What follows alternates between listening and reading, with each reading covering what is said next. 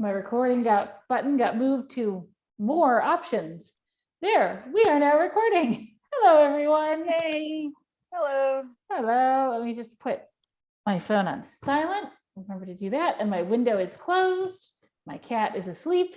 So here goes nothing. Silke, you said you had a question. And so we've turned the recording on. Okay, so I was discussing this amazing opportunity with a coworker the other day, and she immediately had to know what she was. Mm-hmm. So I did what I have learned from you in terms of getting the start of a map, and determined that she was an ox. Okay. So first of all, very relevant for today. Mm-hmm. And then the most amazing thing ever is that her boyfriend is a rat. Okay. And so I promised to ask you for tips and tricks to how to get a rat out of bed when he's been binge researching all night long. Okay, well, I think as a general rule, the first thing is that the best way to get someone out of bed is not to let them stay up all night long, if at all possible. Sleep being really essential for health and function. And so if they stayed up all night and you can let them sleep, you should probably do that. Obviously addressing the staying up all night issue is a separate one for which we need to know a lot more about his lifestyle. And I'm kind of assuming he's a student. 3rd year. Okay. Yeah. Electrical engineering. Oh, okay. Not bad for a rat. Not bad for a rat. Okay. How to get him out of bed? Is he awake and lying in bed, or he's dead to the world and she can't actually wake him up? Both. He's on his phone in bed and or asleep in bed, but there is no middle ground. There's either he's dead to the world or on his phone. Okay, if he's asleep and you can let him sleep, let him sleep. I think, yeah. The problem is everyone is addicted to their phones, but a phone is literally everything that a rat wants in the world. It's all the information they could possibly need and a false sense of accomplishment, like they're actually getting something done all wrapped up into one. I mean, rats actually want actual accomplishment, but so yeah, there's getting his phone away from him. Or giving him what he's finding on the phone outside of bed, which is probably, I don't know, she can take research journals and stack them up by the breakfast table, or that's actually a very good idea. Whatever it is he's reading about, if you can get something relevant and wave it under his nose and then have him follow it out into the rest of the house. And probably, yeah, it's what is he getting out of his phone, and then how can he get that better somewhere that's not bed? So it's a sense of connection. Excuse me. Obviously, being there, talking to him, but it's quite likely to be a feeling that he's learning or researching or improving his mind in some way with very little actual payoff, but on the other hand, very little effort, because that's basically how phones work. Right. So, I don't know, Malky, you have teenagers. You have anything for getting people off their phones and out of bed? No. Okay. No, phones are... we had a rule that worked really, really well for a while, which was simply no phones in the bedrooms. If you've got your phones, stay in the living room overnight. And that worked until we needed multiple alarms for some of the kids. And there just aren't enough alarms in the world. And then that was the end of that. We should really go back to that rule. It was a good rule. You just give everyone multiple alarm clocks all lined up, in that. Yeah. In 4 Weddings and a Funeral. Yeah, but they're all for one person. But yeah. Oh yeah, I got that. In 4 Weddings and a Funeral too. Oh right, that's right. Yeah. Not gonna be late to this wedding. Right, so phones are a problem because they're addictive and they're designed to be addictive. And people who are way smarter than any of us get paid huge amounts of money to sit and work out how to make them more addictive than they already are. And so the best way that I have found to break the phone, and I say break the addiction, but give people a little bit of a sense of why it's worthwhile to get off their phones, is to really explain to them, especially if he's an electrical engineer and if he's a rat, like show him the research on how he doesn't actually remember as well things he's read on his phone. He won't understand the information as well. He won't retain it. It's not actually a beneficial use of time. And if he's interested in living a better, more accomplished life, then he's going to want to find out what he feels like he's getting out of the phone and where he can get that for real. Okay, that was all very, very helpful. Okay. Glad to hear it. So you can, if you want, you can send your friend the recording rather than trying to recreate. I'm sure she'd actually like that. What was being an ox? So Okay, cool. Excuse me 1 second. All right. Cool. So I'm going to, unless there's any other questions about rats, about oxes. There's a whole theory of linguistics about why it feels weird to use an irregular plural when you're using the word to represent something that's not what it actually means, like computer mouses or mice. Neither are good. Okay, so just pointing out, although I've already mentioned that we're recording, that we are recording, and anyone who does not want to be on the recording should turn their camera off. A little late for that, but I did want to be sure to mention it. Okay, so I was asked a question. I was asked 2 questions that I want to be sure to answer before getting into things so I don't forget. One is about the elements that you see associated with the zodiac animals in a lot of places. People will say, I'm a water tiger, I'm a wood ox, or just that this is the year of the metal rooster. And I was asked, what do those actually mean? And where can we find out more about it? And are we going to be learning about it? So we're not going to be covering that in this course.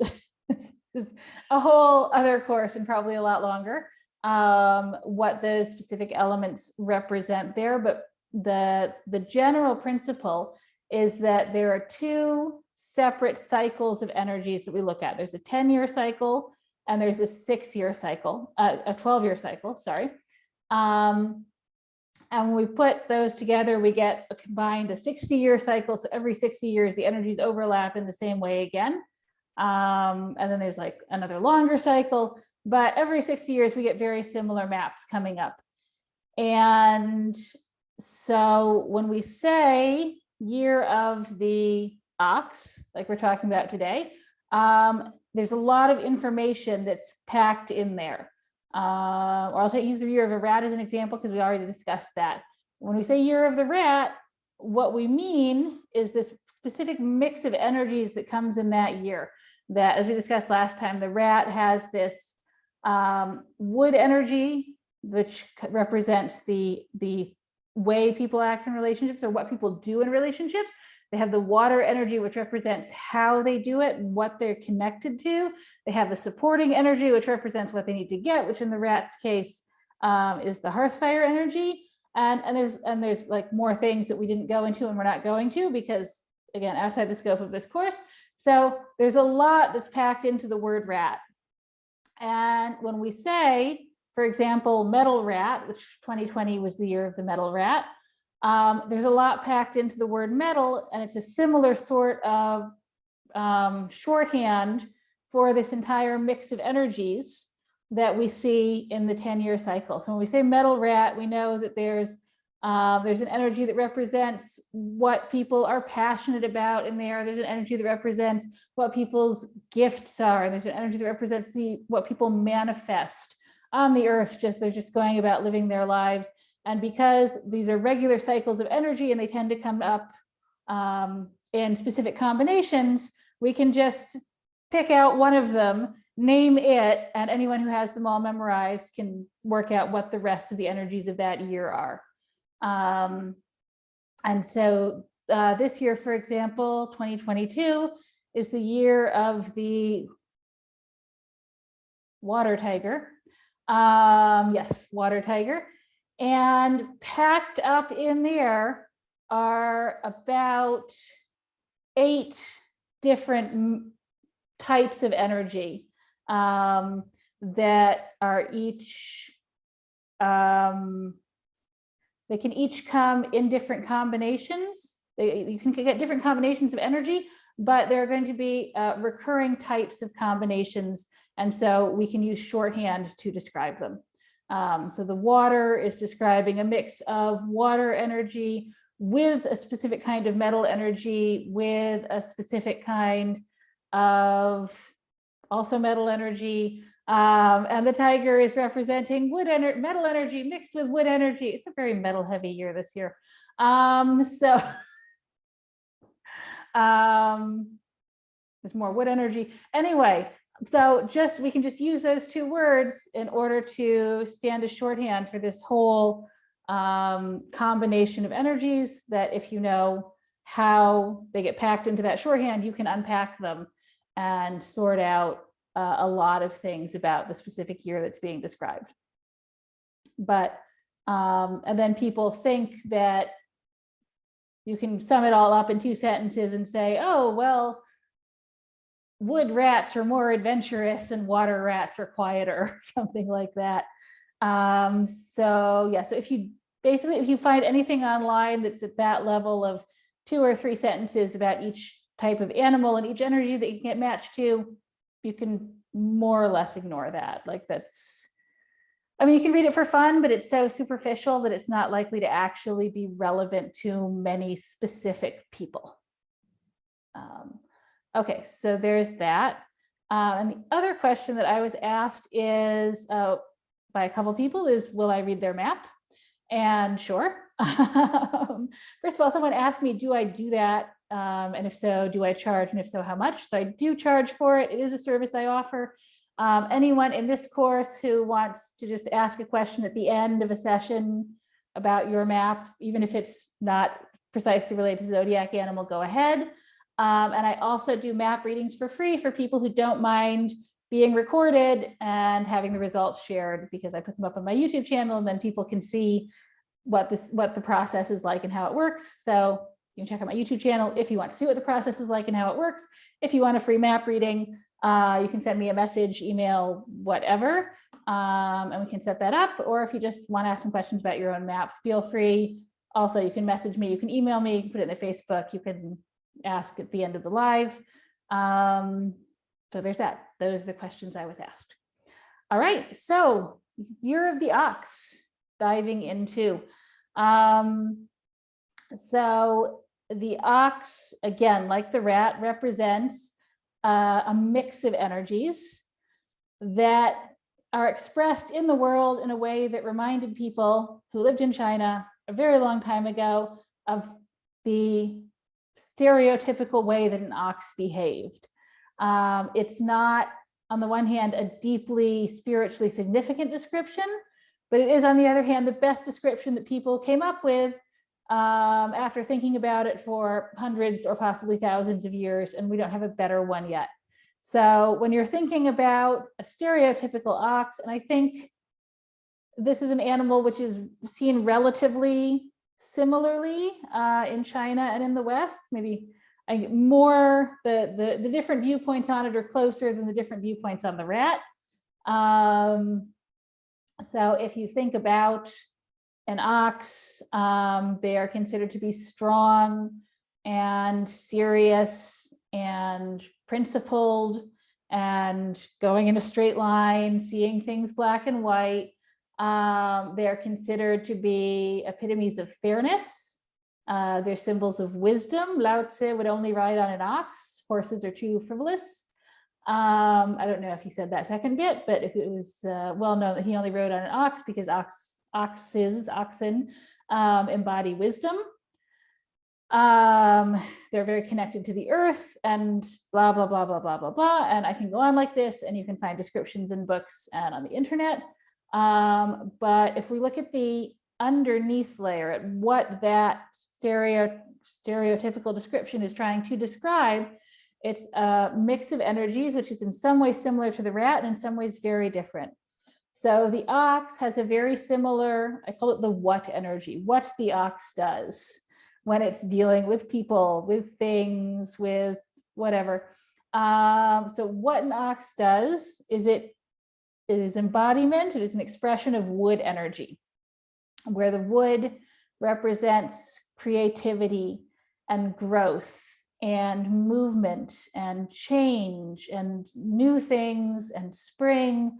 The wood actually is probably better translated as tree or forest. It's a wood like a forest. So it's something that's connected to the earth. It grows out of the earth towards the sun. So it represents progress and aiming for an ideal and the ability to fit oneself into a situation to some extent, and yet at the same time continue onwards in the same direction, because a tree, it can grow a little bit one way or the other, but it's basically going to keep going up. And so that is similar in both the rat and the ox. There are differences in how the wood is expressed, but that's it's very similar. But then when we get to the how energy, the deep energy, the energy that is basically, describes how the ox does what it does. So what it does is it makes things grow and develop and change and start things. Excuse me, I've had a lot of dust in the air. So, but whereas the rat's how energy is water. So the rat is connected to intuition and to feelings, and it listens and it knows secrets, and it guides new growth through its connection to something deeper, to something underground, to something mysterious, to intuitive knowledge. The ox's how energy is earth. It's earth energy. It's a big lump of dirt. It's a field. It's mud. It's the banks of a river. It's very physical. It's very present. It supports growth, but it can also stifle it if it comes down too heavy. Excuse me. It represents security and a firm foundation under your feet and a safe place to build a home. And so, excuse me, I was not coughing this bad before. Ava, I'm sorry Yes. to interrupt. Can I ask you, it's how energy is water and also earth, or did I Sorry, miss a step in the there? rat's how energy is water. The rat's Sorry how if I wasn't energy clear. is water. Yeah. Oh, okay. Yeah, the rat from last week. And the ox, as opposed to the rat, it's how energy is earth. I see. Okay, thank you. Absolutely. Thank you for asking, and I'm sorry if I was unclear. Yeah, so an ox helps things grow and develop and change and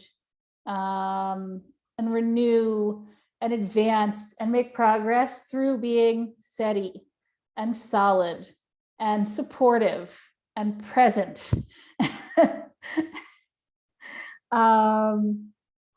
And providing this foundation, providing the sense of security and stability. And so the rat might be running around and talking to people and finding things out and coming up with an idea and launch a startup. And he's not going to get very far if he doesn't bring in some people who aren't rats, even though rats might be the most natural entrepreneurs. If he brings on an ox, the ox is going to come in and he's going to be there. He's going to show up on time. He's going to make sure things get done. And he's going to just be the solid foundation that you can build the exciting new idea that is based on the rat's connection to its intuition in. So rats and ox Oxen often do well together as partners if they can stand each other, or when doing projects, because they can very much complete each other's needs in some way. However, neither, when we get to supporting energy, the rat and the ox aren't the best. They can't give each other what they need in terms of feeling safe and secure and balanced and in a healthy relationship, but their talents do really come together when it comes to getting things done, or even especially getting things started. So anyone have any questions about oxen so far? People born in the year of the ox. Okay. So I have two oxen, and you just described them. Well, the older one even more so than the younger one, but you just described them both. yeah, well, the younger kids always have more wood energy. Just like being a little kid involves having a lot of wood energy. So, but yeah. Yep, oxen are oxen. They're hard to miss. Even as a little kid, my son was not interested in being the leader. He was interested in finding the kid who in the group was the leader and having their ear. That was always him. That's great. He does not want to be the one who's the face of in charge. He's that's not his thing. Yeah, it actually says in like one of the old texts, it's like the ox doesn't actually mind being the leader, but he doesn't want anyone to think he wants to be the leader. And actually the rat ox relationship is represented in the ancient story of how all of the animals got assigned their years. So I don't go through all of the animals, but I think for the rat and the ox, it's actually very interesting. So when some mystical figure, the Jade Emperor, the Buddha, whoever, decides that each animal needs a year to be responsible for, he finds the rat, who's obviously hanging around the temple where the mystical figure who leads humanity lives, because like where else is the rat going to be? This is where stuff's happening. And he tells the rat, I need you to gather all the animals. I have an important job for them. And the rat goes off and he finds all the animals because he's really excited to have a job. It's an important job and it was given to him by a very important person. And so he finds the snake and he finds the tiger and he finds the horse and all of these different animals. And he leaves the ox for last because he knows where the ox is. He knows he's not going to have to look for him, hunt him down. The ox is going to be in his field, right? Because that's where he lives. So that's where he's going to be. And so he finds all the animals that he finds. Then he ends up with the ox and he comes running up. He's like, ox, they have to come right away to the temple. We have an important mission and all of the animals need to take part. And the ox immediately puts down what he's doing. He straightens up his house a little bit and he tosses on his backpack and he's ready to go. And he says to the rat, wait a minute, what are you doing? You're just gonna walk back? And the rat's like, yeah, I'm coming, I'll get there, don't worry about me. And the ox says, well, that's not fair. You did all this work and you're gonna be the last one back because you're exhausted. Excuse me, because you're exhausted. And the rat's like, I'm fine, I'm gonna get there. And the ox goes, no, that's not fair. I have to give you a ride because you did all this work and we shouldn't be taking advantage of you. So the rat hops up on the ox's back and the ox doesn't even notice and off they go. And the ox is pretty slow because he's big and he's heavy, but he walks straight there, doesn't deviate left or right, doesn't pause to rest, doesn't get distracted. All the other animals get distracted some way or another. I think the tiger took a nap. The pig obviously had to stop to help people and probably the dog. Can I say at this point, because that was a weirdly long pause? Apparently, Malky took a nap right before we got started and didn't have time to get her computer sorted out. Plus, I'm from the year of the tiger. So yeah, I felt that. But it was true. Yeah. Yeah, I felt a bit called out too. So, okay, so off they go. And of course, they're going to be the first two back because all the other animals get distracted by things. And the whole way back, they're arguing about which one will enter the temple first. because the rat says the ox should enter the temple first because the ox would have gotten there before the rat if the ox hadn't stopped to help the rat. And the ox says the rat should enter the temple first because the rat put so much more work into this than everyone else, and it's not fair that he comes in last because he was so helpful. And they argue the whole way there. In the end, they decide they're going to enter together at the exact same time. And they get to the door of the temple, and the rat's so excited that he leaps off the ox's back, and he enters first, and he goes running up to the Jade Emperor, and he says, I got everyone together. Aren't you proud of me? I did such a good job.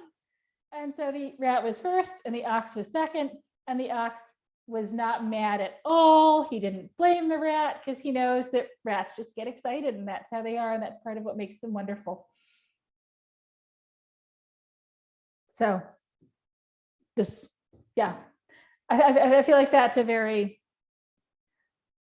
very relevant story to real life for those people who have rats and oxen around, at least healthy, balanced, helpful rats and oxen. So oxes, people born in the year of the ox give so much. That's basically what they want to do. They want to give, they want to help people, they want to support people, they want to support things. They want to have projects and help things grow and help things develop. And sometimes they need to take some time for themselves, and sometimes other people need to help them, and they don't want to hear it. But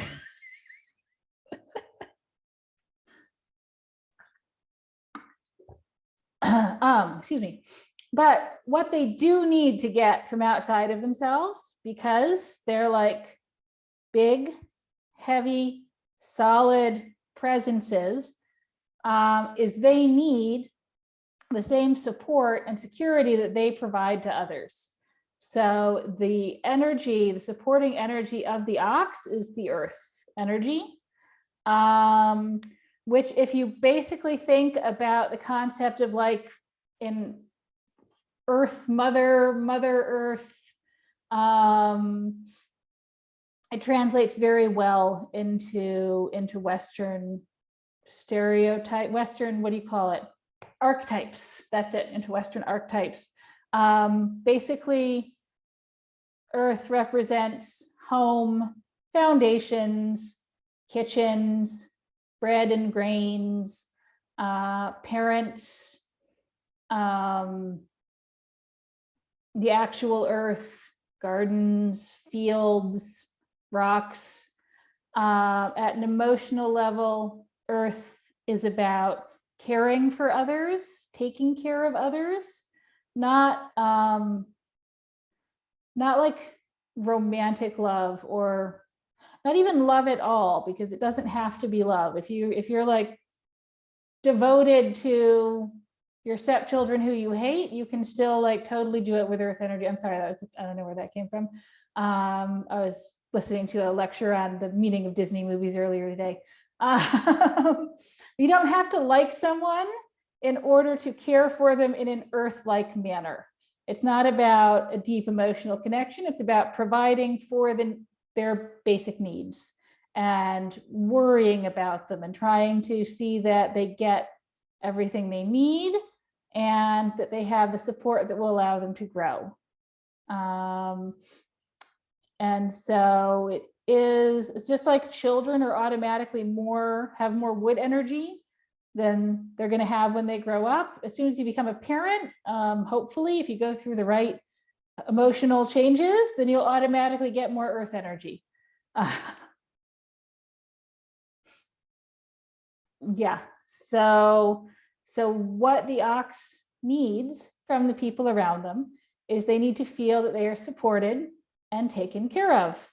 And there's an advice columnist called Captain Awkward, who has a whole thing about how sometimes you just need to eat the damn sandwich. Like, let someone else make you the sandwich and then eat the sandwich, and just let the sandwich represent the fact that people can't necessarily fix your life, but they can want to, and they can want to be there for you. And that's very much the earth, is like making sure that someone has their basic needs taken care of, providing nourishment, You can do things like dropping off food, providing other nourishing things that aren't food that I'm currently blanking on examples of. Ginger cookies. Ginger cookies. Ginger cookies and hot chocolate. Okay, ginger cookies and hot chocolate for the win. Chai tea. Anything that has this feeling of, how do you say it in English? Like, yeah, like taking care of, like nourishing. And so, for example, it could be like a gift basket with all sorts of creams and oils and ointments and lotions. If that's something you think the person, if that would like suit the rest of the person's personality, just like a basket of stuff that's all about taking care of you and making you feel good and pampered. It could be, last week we talked about the rat whose supporting energy is the hearth fire energy and how they might like a blanket. But that could also work for an ox if it's cold, or anything that will make their home feel more home-like, more Hamish. So anything for the home, for the house, for the plain Hamish. Hamish Just is home-like. Yiddish I know. word. Yes, and it means home-like. It means home-like, but in the sense of, but more so. Right. Yeah, it means home-like, but even more so, it means family, it means connection, it means love inside of the house itself. Yep. So yeah, so anything that will have that Hamish feeling, anything that will make a home more home-like, anything that's about taking care of them. So it could be, a spa weekend. If, again, there's someone who likes, I would not give, for example, for your son, probably a spa weekend, that would be weird. But you could send him away for, I don't know, like a weekend away with a bunch of guys who are learning some fun skill that he'd enjoy at a fancy hotel where there's like a breakfast in bed option.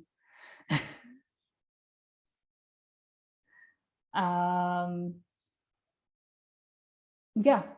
So any questions on Earth before I just keep talking and talking and talking?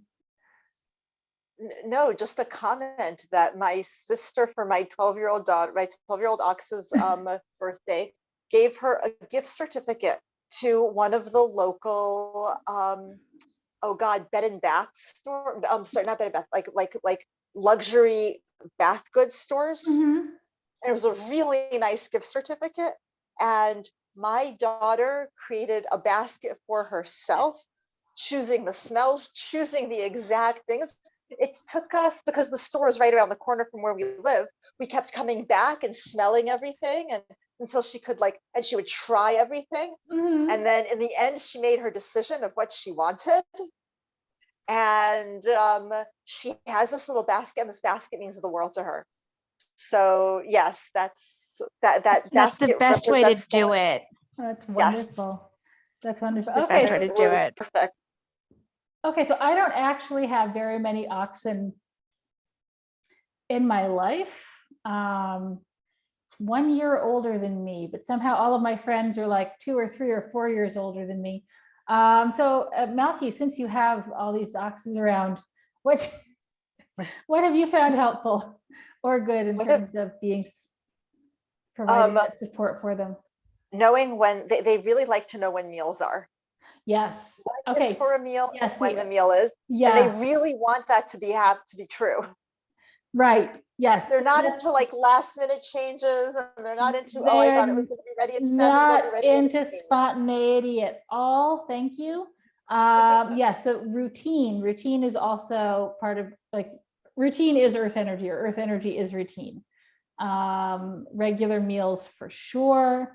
And routine in general it's something that they want, it's something that they need. Also in my collection of quotes from ancient texts that one of my teachers put together, it says, oxen have the emotional capacity to cope with changes. They just don't want to. That literally describes every ox I've ever met.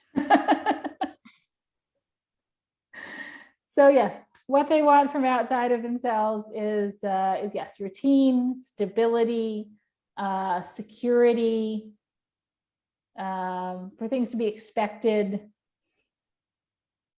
for things to be normal, whatever normal is.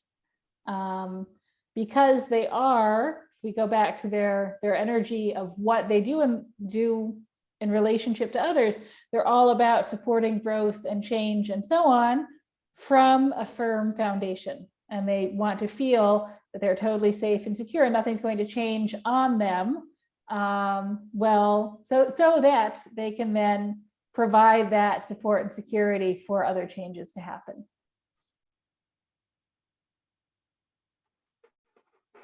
Okay, well, that's basically what I had to say about oxes. So any more questions about oxen or not?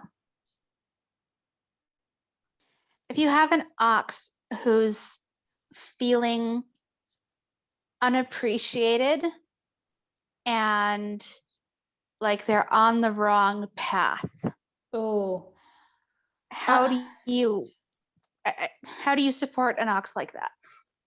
okay, unappreciated is hard for, no. Unappreciated isn't hard for an ox. An ox doesn't need to be appreciated by people if they have complete faith that what they're doing is worthwhile. Like, they don't need other people to tell them they're doing a good job if they know they're doing a good job. And so I wouldn't, and if they don't think they're doing a good job or they don't think they're doing a job that's worth doing, then like telling them, hey, you're doing such a good job at re-alphabetizing all of these paint chips, it's not going to make them feel better about it.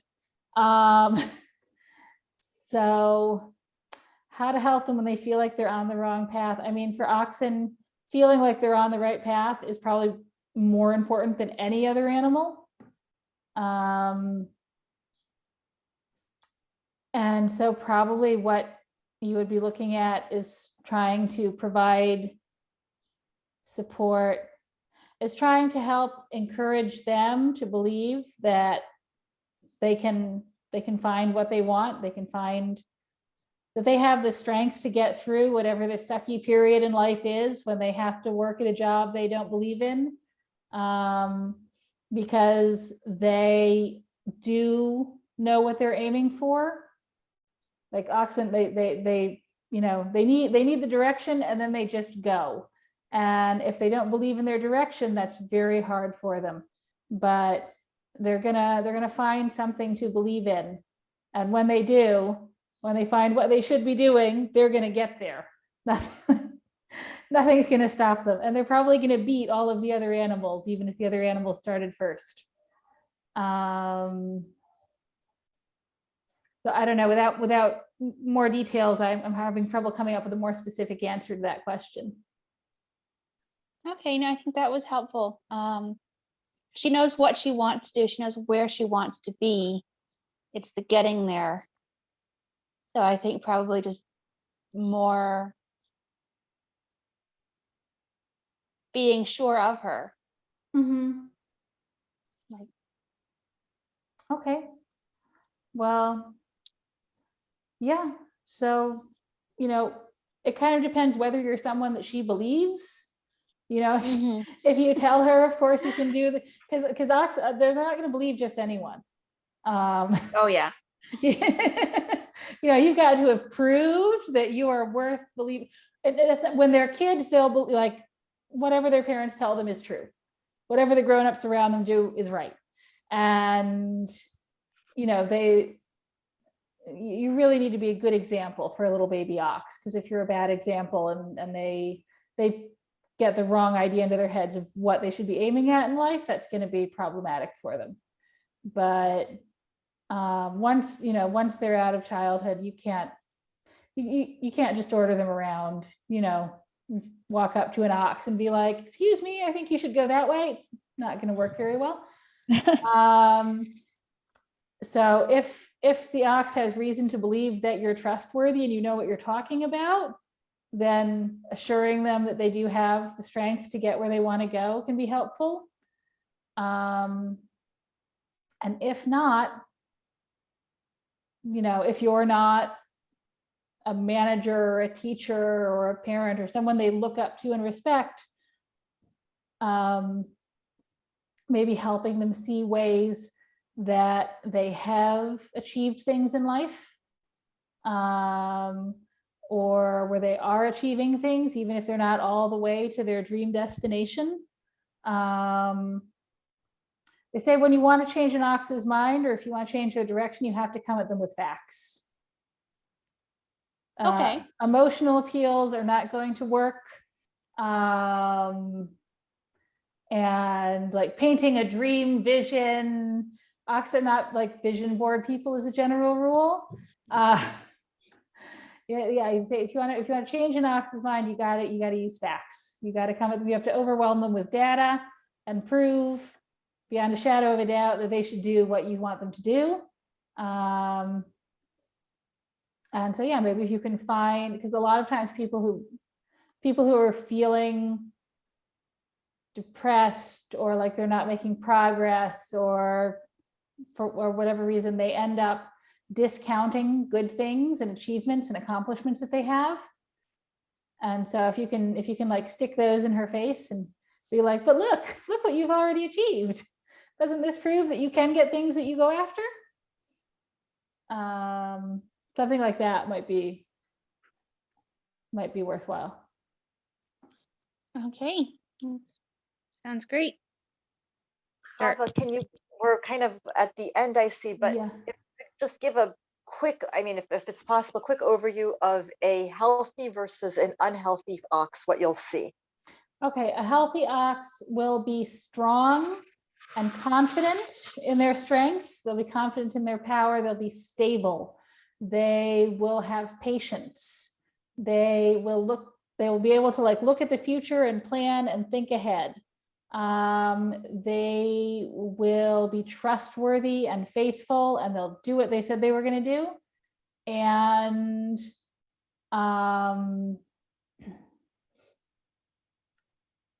if you give them a job, they'll finish it.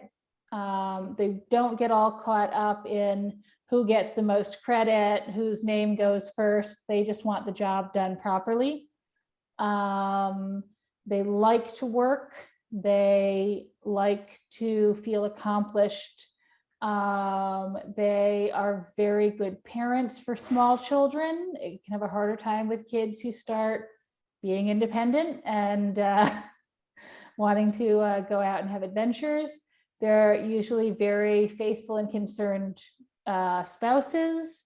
They don't like to waste money, but they also don't like to leave it sitting around doing nothing. They like to take money and have it make more money. They like comfort and secure surroundings. So they'll have generally nice, tastefully furnished homes with everything that you need, but nothing extravagant or fancy or frivolous. And an unbalanced or an unhealthy ox can manifest, like their energy can manifest in different ways. They could feel stuck. They could feel like their legs are tied, or like their feet are like they're stuck in quicksand and they can't go forwards. And then they're going to be frustrated and thrashing around and trying to break free from whatever angst is gripping them and possibly hurting the people around them in the process with all the thrashing and flailing. Or they could just get like bogged down in the mud and turn into Eeyore from Winnie the Pooh. Just a depressed little ox sitting there in the mud. There's no point going forwards. He's a donkey though, but yeah. I know, but yeah. I don't think there is an ox in Winnie the Pooh. Or they can, they have all that strength and all that power, and they can just walk right over everyone. Not usually because they're trying to hurt people, just because they're so focused on their goal that they forget they have to look out for the smaller people that they might step on and squish. And then like the other thing that I remember I was taught about oxen, fortunately, I haven't really seen this myself, is that if you have an ox child who is raised in a really bad environment, in a crime family, in a place where they're taught that bad things are good, then it can be harder for them to escape that viewpoint than anyone else. Because you give them a direction and that's where they go. Thank you. Welcome. Okay, any other not ox related questions? All right. We'll be back same time next week for the Year of the Tiger. It's going Looking to be forward to it. exciting. I am a tiger. Malky is a tiger. My father is a tiger. And we're currently in the Year of the Tiger. So this is going to be very, very relevant for some of us. There'll be lots to talk about. All right. Well, thank you so much for coming. I'll see you next week. And I'm going to stop the recording as soon as I find the stop button because Zoom moved things on me. There it is.